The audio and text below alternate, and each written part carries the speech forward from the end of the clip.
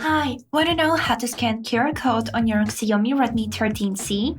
So, as a first step, we would need to turn on our phone and here swipe down 2 times to open the quick settings.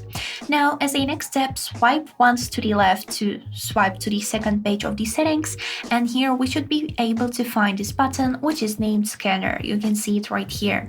So, we would need to click on it, after which on our phone will open special scanner application.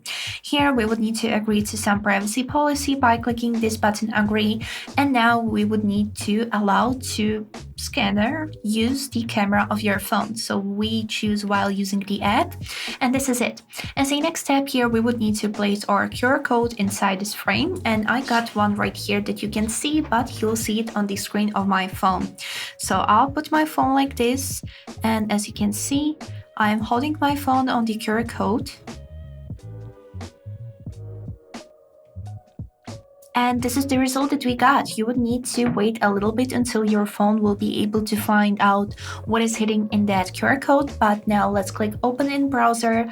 And this is the results of this QR code. This is some support of the Xiaomi webpage for this exact phone model. That's it. I hope this video was helpful and thank you for watching.